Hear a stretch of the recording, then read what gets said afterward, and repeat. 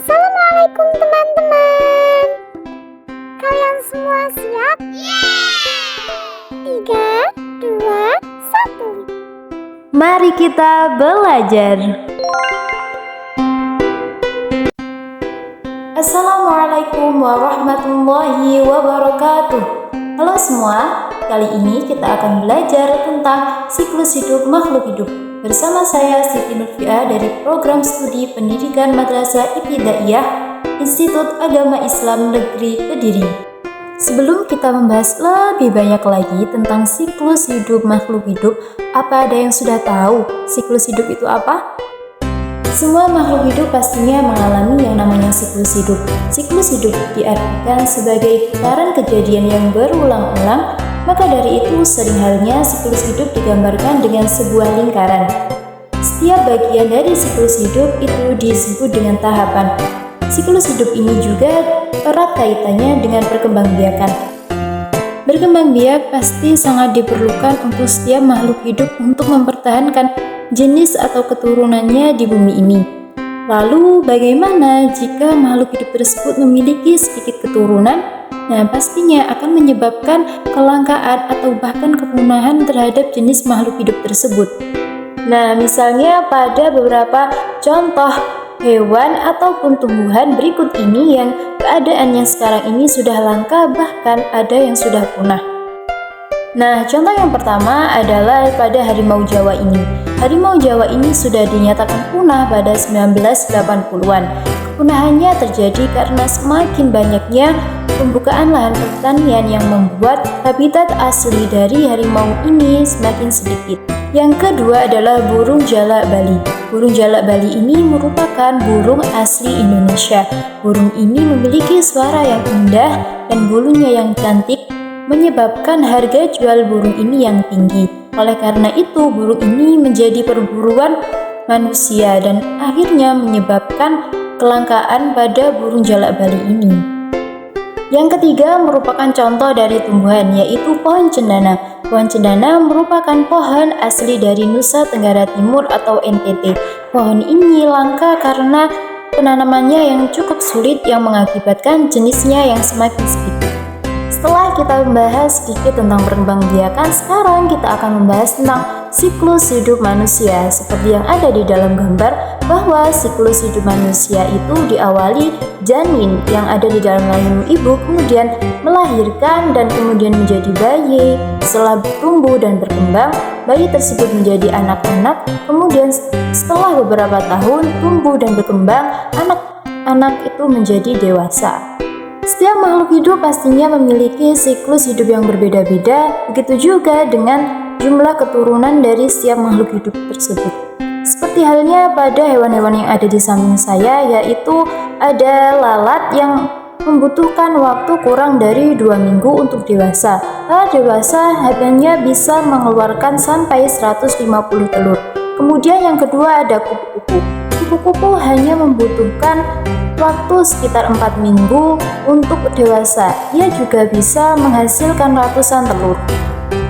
Kemudian yang ketiga adalah gajah. Gajah ketika dewasa berumur sekitar 15 tahun. Induk betina mengandung anaknya selama hampir 2 tahun.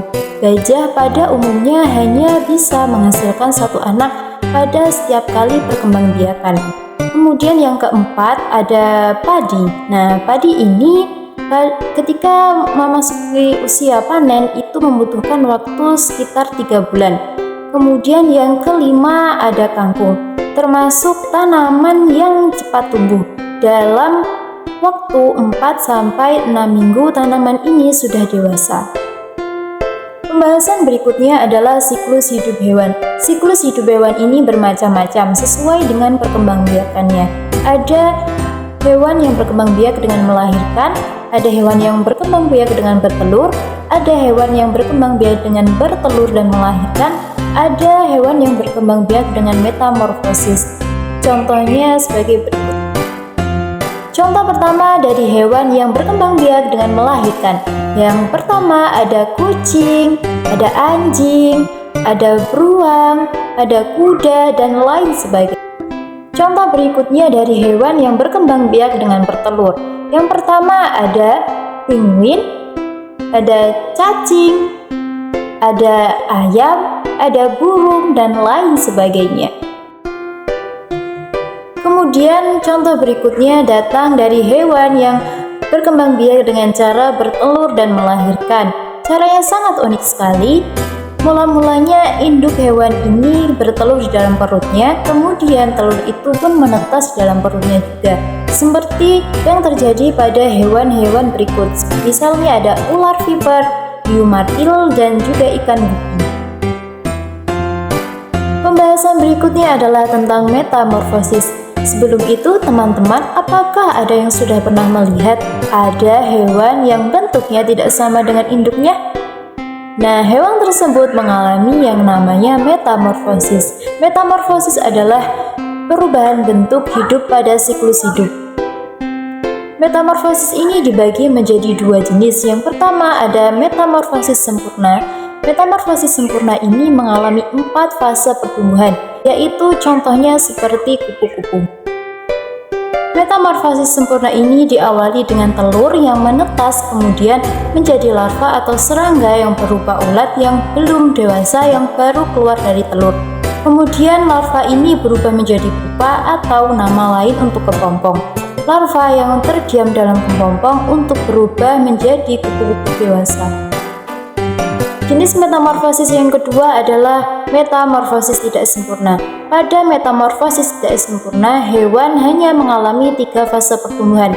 Telur yang menetas tidak pada fase larva, namun langsung fase nimfa atau muda. Nimfa akan mengalami pergantian beberapa kali sebelum menjadi dewasa.